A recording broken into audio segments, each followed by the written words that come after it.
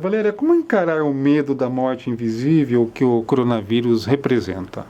Ok, boa pergunta. Bom, de uma certa forma, acho que a gente está vivendo um momento que é muito interessante a gente pensar na questão do medo mesmo, né? De uma forma abrupta, a gente teve que lidar realmente com a questão do vírus, e isso desperta realmente uma reação de medo, né? Medo de morrer, medo de contaminar, medo de ser contaminado.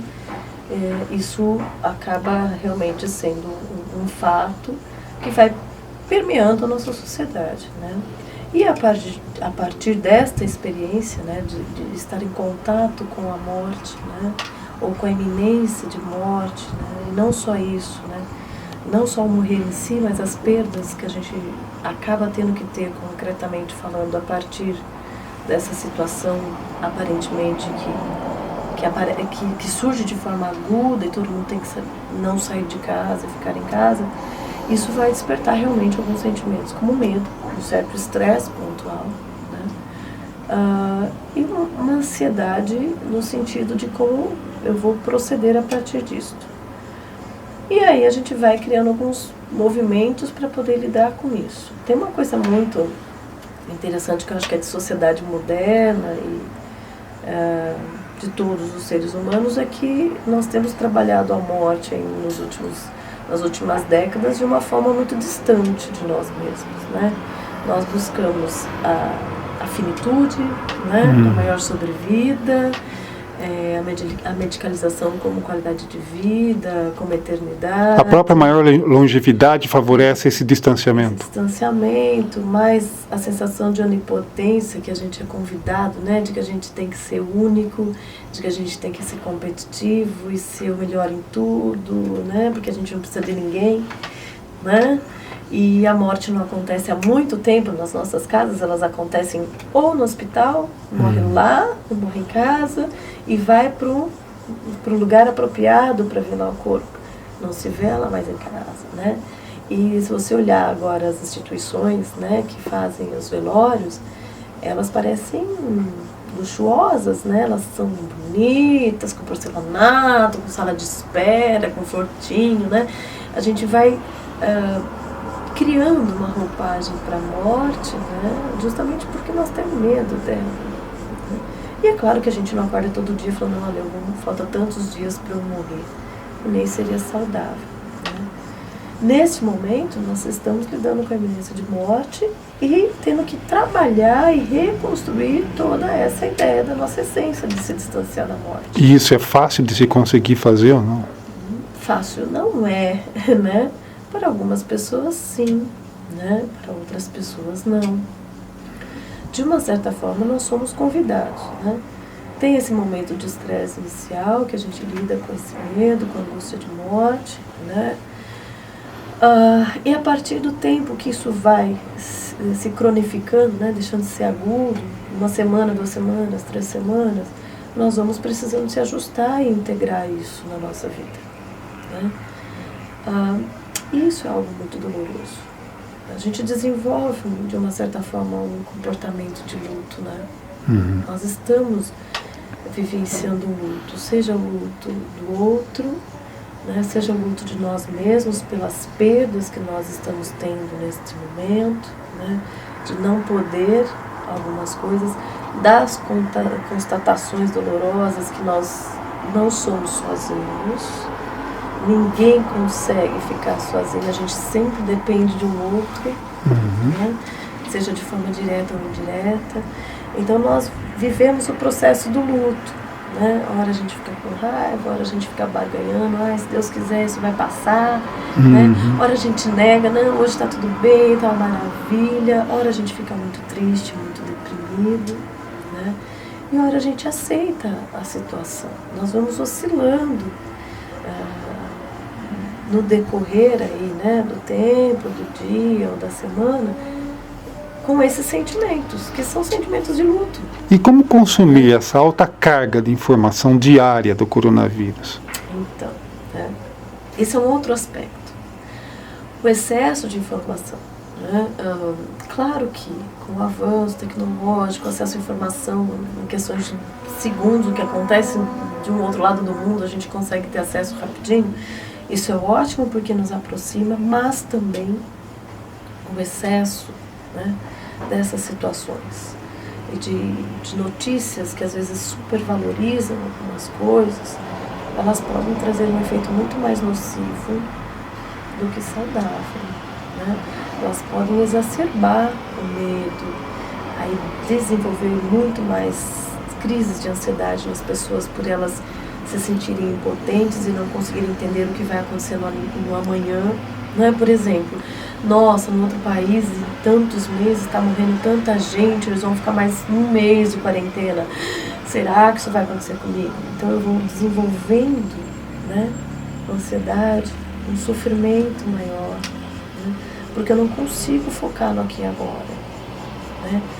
Se eu conseguisse trabalhar o medo só aqui no agora e lidar melhor com essa situação, é melhor. E as notícias, por muito tempo, elas não favorecem você lidar no aqui e agora.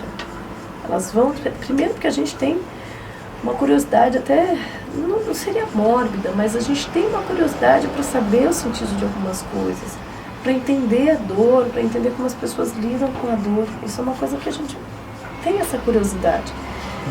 Acaba sendo muito sedutor, né? Você ficar olhando reportagem o tempo inteiro. Né? Mas isso também vai gerando muito estresse. E os relacionamentos podem sofrer uma crise nesse momento, por exemplo? Pode, né?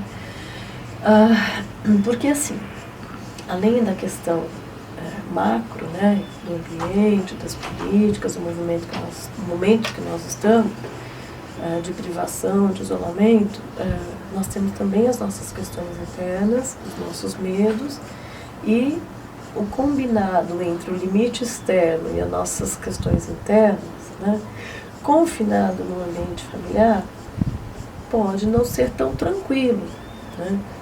As famílias vão precisar se relacionar. Às vezes, relacionamentos que já têm conflitos, né, eles podem se exacerbar, né? Seja porque a parceira ou parceiro perderam emprego, ou estão com medo de perder emprego, os filhos em casa full time, o tempo inteiro, demandando, né, ter que fazer lição de casa com os filhos, desenvolver essa habilidade, né, criar novas rotinas, a convivência por mais tempo, né, mas o sofrimento individual de cada um, se não for muito bem trabalhado, muito bem conversado, pode gerar situações de desentendimento, de violência, de estresse. Isso pode acontecer. Como já está acontecendo, Já né, está em acontecendo. casos. Valéria, muitas pessoas do grupo de risco foram afastadas de forma abrupta do trabalho. Pessoas com 60 anos, diabéticas e outras comorbidades. Elas podem desenvolver algum grau inconsciente de estresse, de algo que prejudique o estado de saúde mental dela? Bom, veja bem, né?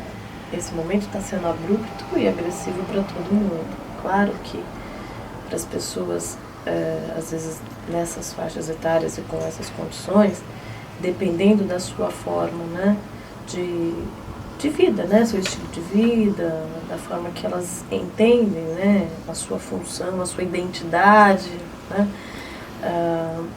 às vezes se a pessoa se vê muito mais pela sua relação de trabalho, né, ela se vê enquanto sujeito muito mais pela sua questão da sua identidade profissional, e da noite para o dia ela não pode exercer a sua identidade profissional.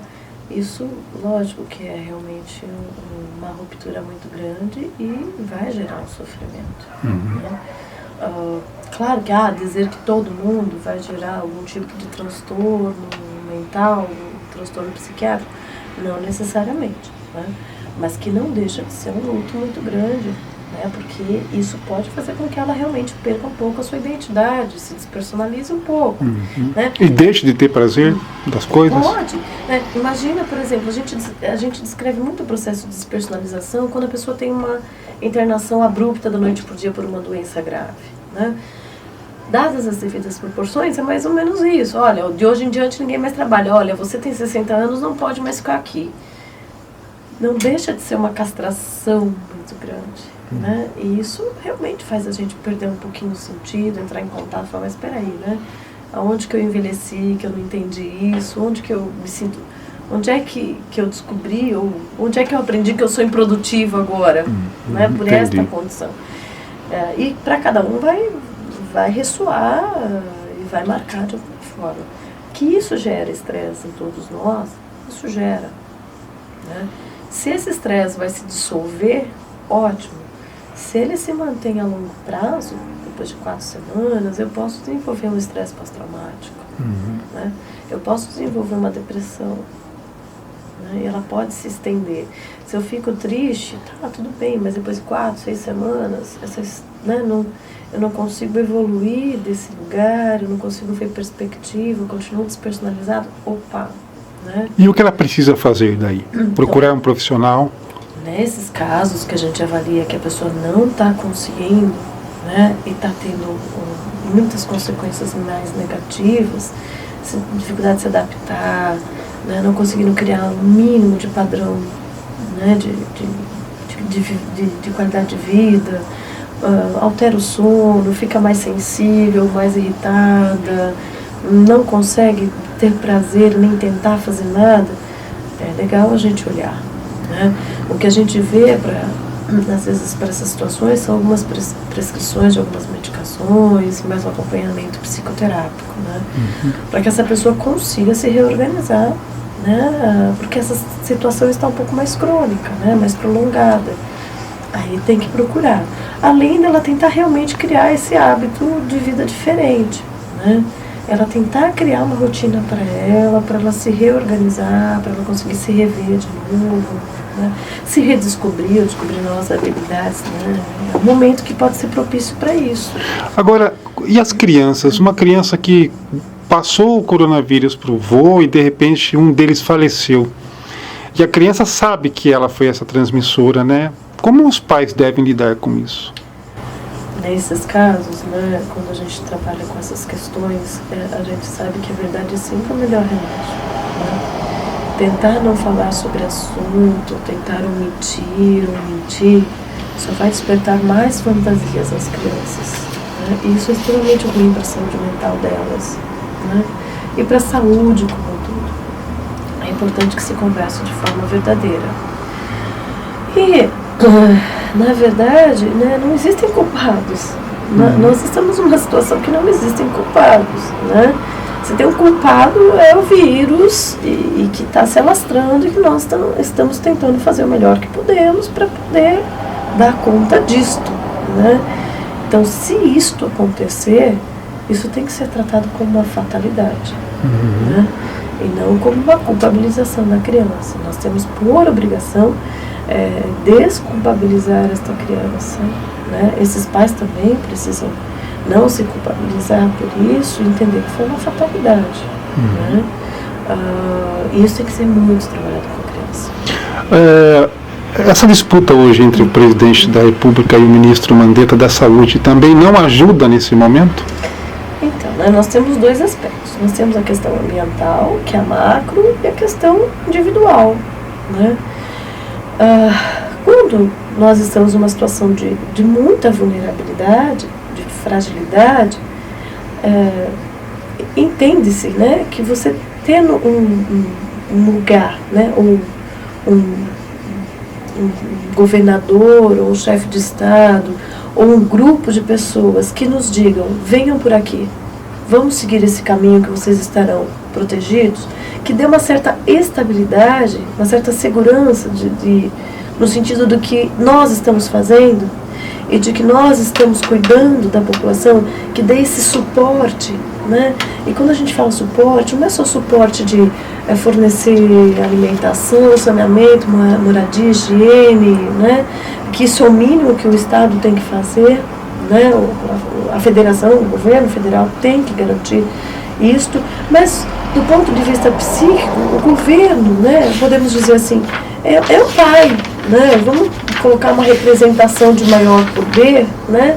De um poder paterno que tem que dizer, faça sim, filho, que você vai conseguir. Vão por esse caminho, né? Então, essa coesão e essa congruência na fala dos gestores e do governo federal, né? No sentido de que vamos por esse caminho, é muito melhor do que essa ambivalência que está tendo agora. Essa ambivalência só desfavorece a adesão, só desfavorece a capacidade das pessoas conseguirem se isolar, se adaptar, de se ajudarem, de desenvolver algum tipo de altruísmo, empatia. Né? Pelo contrário, só está polarizando, né? E só está gerando mais sofrimento para a população. Então você tem um grupo que está na negação, né, que fica uma histeria coletiva num extremo, né, porque a gente não pode ter histeria coletiva em um dos extremos, né? Sair todo mundo gritando ou se desestruturando porque está morrendo todo mundo, e nem o oposto, todo mundo saindo para as ruas fazendo baile, né? E isso é surreal, né? É mais ou menos assim, pai e mãe em casa falando um discurso diferente, né? Pai fala não, mãe fala sim, a mãe fala sim, pai fala não. A cabeça do filho pira. E vai fazer o quê? Ele vai fazer o que ele acha que tem que fazer para ter prazer. Entendi. Né? Desorienta todo mundo. As pessoas estão desorientadas. Quem elas seguem? E as ruas vazias também estão provocando uma necessidade das pessoas voltarem a se aglomerar também? Existe um efeito nisso que a gente está vendo hoje nos supermercados? Na verdade, as pessoas não conseguem se isolar, né? Acho que nós brasileiros, né, o povo mais latino, né, latino-americano, por essência, nós gostamos de ficar com outras pessoas, né? Jovens, meia-idade, né? As pessoas gostam de estar com outras pessoas. Tem essa necessidade. Nós somos meio aglomerados, né? Não vivemos em países frios. Se você olhar em países frios, é muito natural as pessoas no inverno não se verem, né? Se falam menos, ficam mais nas suas casas, até o frio intenso favorece isso. Nós não, né? Qualquer dia mais bonitinho, tá todo mundo na rua. Né? As praias lotadas. Então, por essência, nós somos mais grudentos, a gente gosta de ficar junto. Né? É isso que acaba realmente pegando mais, né? A angústia de ficar sem interação social. E aí as pessoas, qualquer oportunidade, elas querem ver gente, elas querem ir para o supermercado, né? Aí ficam naquela ambivalência, né? Naquele processo que tem a ver um pouco com o processo do luto, né? Vou negar, não está acontecendo nada, né? Depois eu fico com medo excessivo e tomo um banho de álcool, né? A gente fica meio oscilando de humor e oscilando em todos os sentidos. Né? Olhar para as ruas, né, vazias, isso aumenta a angústia e também os nossos vazios internos, né? E a constatação de que nós temos que estar sozinhos, nesse sentido, né, de estar só com os nossos familiares que moram com a gente. E aí as pessoas vão tentando fazer alguns mecanismos aí para tentar ver gente, né? Não é saudável, né? Se não aguentar muito, que faça com bom senso, pelo menos. Mantendo distanciamento, né? Pode fazer uma caminhada, né? Usar uma máscara. Tomar um sol, que é importante. A gente sabe que vitamina D melhora o humor, melhora a imunidade. É importante isso, até para evitar um processo depressivo. Então, a atividade física é boa, o sol é bom, né? Mas com bom senso. Com bom senso. Né? Aqui as pessoas ficam tão ambivalentes e desorientadas que... Né? Para concluir, a gente tem ainda longos meses aí pela frente, né? Que dica você dá para as pessoas se manterem firmes nesse estado interior delas? Tá, bom, todo mundo vai ficar a hora mais estressado, menos estressado, todo mundo vai ficar angustiado, todo mundo vai ter os seus momentos, né? Isto é normal, se não fosse em outro contexto até poderia ser patológico. Nesse momento, que é um momento novo para todo mundo, né? É um momento de privação muito semelhante à época da gripe espanhola, se a gente for pegar, né?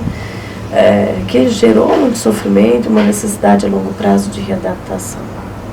Então, é um momento que nós não sabemos realmente como que nós vamos sair dessa situação, mas nós sabemos como nós podemos tentar viver nessa situação. Né? Então, o que a gente sugere? Tente criar uma nova rotina, né? Não fique o dia inteiro de pijama na cama, né? Como assim? Não fique, né? Acorde, troque seu pijama, arrume sua cama, né? Parece besteira, mas à noite deitar numa cama arrumadinha faz toda a diferença, né? Crie uma rotina de fazer um café, sente tomar um copo de café, nada mirabolante. Mas e famílias que não têm dinheiro? A questão não é essa, a questão é de você poder fazer algumas atividades, né? Senta, toma uma xícara de café, cria uma rotina, né? Agora eu vou organizar minha casa, agora eu vou pegar um livro, agora eu vou assistir um filme, né? Vou tentar fazer um hobby, tentar desenvolver uma habilidade, eu vou fazer atividade física em casa. Ajudar as pessoas, moradores de rua, está surgindo muito grupo aqui em Sorocaba de pessoas. Isso é importante. A questão do altruísmo ajuda e muito as pessoas a desenvolverem sensações positivas, né? Até do ponto de vista neurológico mesmo, né? A gente vai produzir neurotransmissores que nos vão dar sensação de bem-estar. O altruísmo e a solidariedade é muito melhor para quem faz, né? Nós temos uma mudança de padrão cerebral quando a gente faz boas ações, né? A gente vai liberar neurotransmissores, né, de prazer, nós vamos liberar serotonina, endorfina. Então isso é muito legal. Isso também tem sido uma orientação. Seja altruísta, pratique altruísmo, né? Pratique boas ações. Então, além de você cuidar de você, cuide do outro. Essa relação, ela é muito positiva. Se socialize virtualmente. A gente tem priorizado essa questão da socialização. Ligue para as pessoas que você gosta, converse com as pessoas que você gosta, pergunte como elas estão, né? Tenha esse retorno, aquelas salas que a gente consegue fazer, que 3, 4 falam juntos. Então, essas situações, elas aproximam afetivamente, né? A gente tem o distanciamento físico, mas não afetivo. É tentar manter essa afetividade. Isso a gente entende que tem ajudado muito as pessoas. Nós vamos ter que aprender a fazer isso. Se vocês olharem na Itália, né, a pessoa canta na sacada para o outro que está lá fora, eles estão desenvolvendo essa capacidade, né, de se divertir, desenvolver uma habilidade de ser altruísta, para suportar o confinamento e lidar com a dor, né? E lidar com a dor. E outra população que a gente precisa cuidar muito são os profissionais que estão na linha de frente. Se fala muito de profissionais de saúde, mas a gente tem que incluir todos os profissionais. Todos, de médicos a enfermeiros. Jornalistas, cozinheira, porteiro, policial, bombeiro. Eles estão expostos a uma situação de estresse muito grande. E estão tendo que se anular em questão... Eu me sinto assim também, anulado, mas preciso estar nas ruas. Justamente. E a gente nega. É uma reação natural? É uma reação natural. Quando o cara vai para a guerra, ele esquece que ele pode morrer, né? Ele sabe que ele tem uma família, ele fica com medo de deixar essa família, ele fica com medo de machucar essa família, mas ele precisa fazer uma escolha, e isso gera um estresse muito grande. Aí ele chega no ambiente para trabalhar, ele está exposto, seja por falta de EPI, seja por excesso de demanda, seja por não ter como não poder trabalhar, né, ter que estar fazendo a tarefa. Isso pode gerar um burnout muito grande, que é um estresse laboral, né? E eles vão adoecer. E eles precisam ser cuidados. Os professores, né? A gente vê os professores que estão dando aula online, né? Os pais às vezes estão cobrando algo surreal. Agora não é hora de cobrar. Nós vamos perder conteúdo? Nós precisamos agora respirar, né? Nós precisamos estar vivos. Isso nós vamos recuperar depois. Agora não é o momento de ver o que está perdendo, né? Está todo mundo sofrendo, está todo mundo no limite do estresse, né?